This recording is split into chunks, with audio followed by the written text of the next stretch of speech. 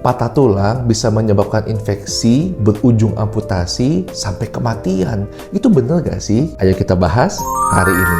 Jadi patah tulang itu secara garis besar kita bedakan jadi dua nih. Yang pertama, patah tulang yang tertutup.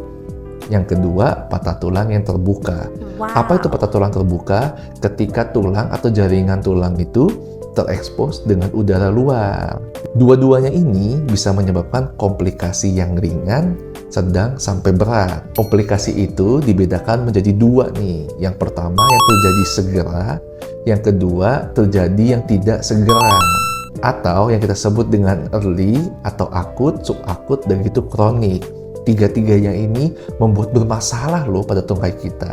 Yang akut bisa karena infeksi. Yang kedua bisa menyebabkan shock atau kehilangan darah yang banyak pada patah tulang terbuka atau patah tulang di tulang panjang yang cukup berat. Yang ketiga bisa menyebabkan peningkatan tekanan pada tungkai kita sehingga menyebabkan aliran pembuluh darah nggak lancar nih sampai ke ujung tungkai.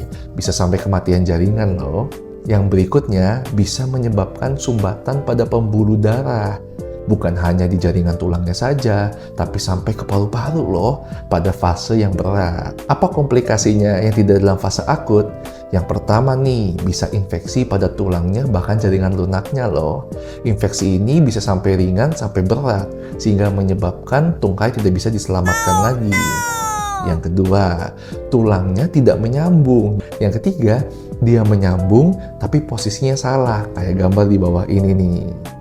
Pada beberapa tulang, jika cedera bisa menyebabkan kematian di tulang itu loh. Beberapa patah tulang yang dibiarkan atau salah penanganan, ujungnya bahkan bisa sampai kematian.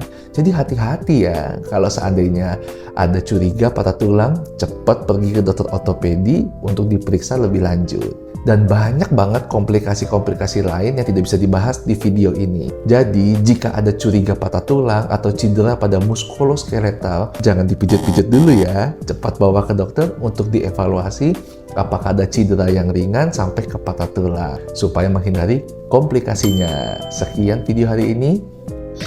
Thank you for watching. Jangan lupa like, share video ini.